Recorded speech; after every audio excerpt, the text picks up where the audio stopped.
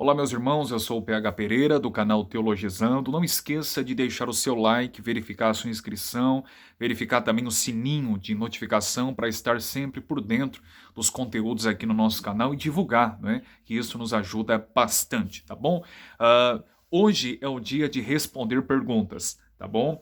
Eu recebi o e-mail do grande irmão Eric Melo, tá bom? Que enviou e você pode enviar todas as terças-feiras. Nós estamos respondendo as perguntas de forma breve, rápida e clara, tá bom? Você pode enviar pelo e-mail pergunteaoph@gmail.com. E o irmão Eric Melo, ele fez duas perguntas interessantes. Ele diz exatamente assim, eu vou ler assim como ele realmente escreveu aqui. Olá, PH, meu nome é Eric Melo. Queria saber se, de acordo com Atos 7,51 e outros versos, se o homem pode resistir ao Espírito Santo? Esta foi a primeira pergunta, e a segunda é sobre a questão da salvação pela presciência de Deus, conforme 1 de Pedro 1 e 2. Ele diz assim, eu não acredito, mas eu queria uma explicação melhor sobre o assunto. Ok? Eu agradeço pela participação e interação do irmão Eric aqui no nosso canal. Primeiramente, o que o irmão Eric cita é o texto do livro de Atos, capítulo 7, verso de número 51, que diz exatamente assim, aquele discurso de Estevão, tá bom?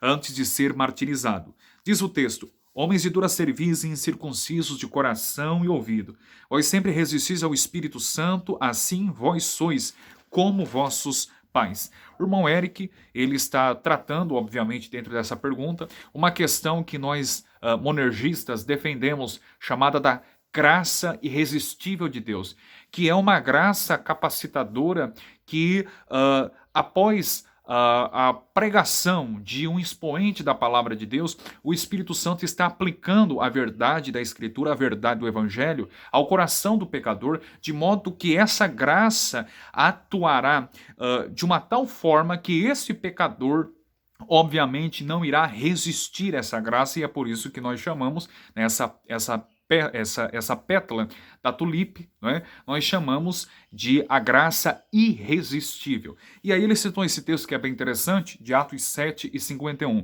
Estevão diz, homens de dura cerviz e incircuncisos de coração e ouvido. A dura cerviz, eu preciso destacar essas duas expressões, dois termos bem rapidinho. A dura cerviz é a parte aqui de trás do pescoço, né, mais conhecida como a nuca.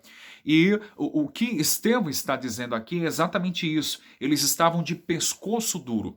Eles não estavam se curvando para a verdade de Deus. Eles não estavam se curvando ao chamado divino, por isso eles eram homens de dura cerviz, de pescoço duro, né?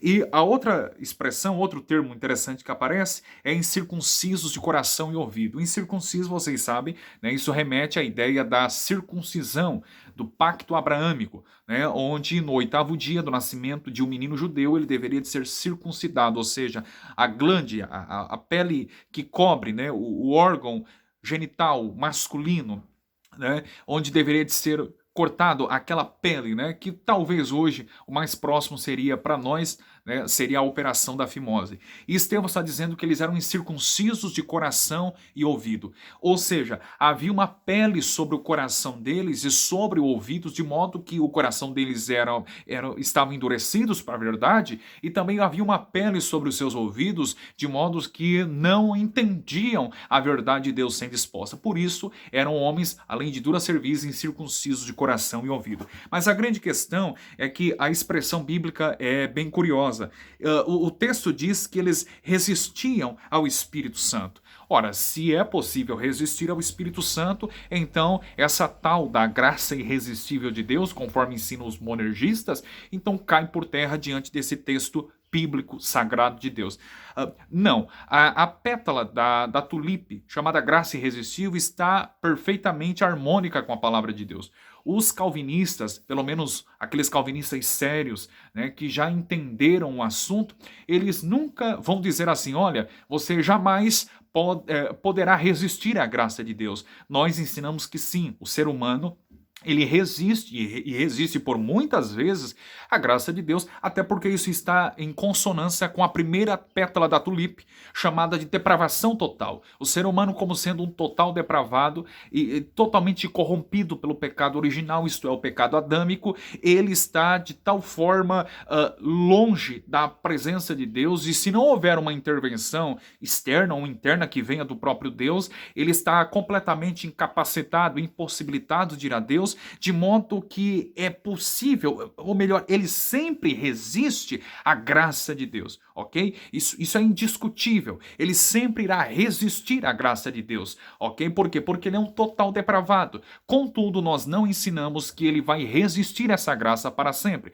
Você lembra de Paulo no caminho de Damasco, em Atos capítulo de número 9? Quando Paulo ou Saulo estava indo a caminho de Damasco, ele estava resistindo a Deus por muito tempo, ao ponto do próprio Jesus ter dito para ele: Saulo, Saulo, por que me persegues?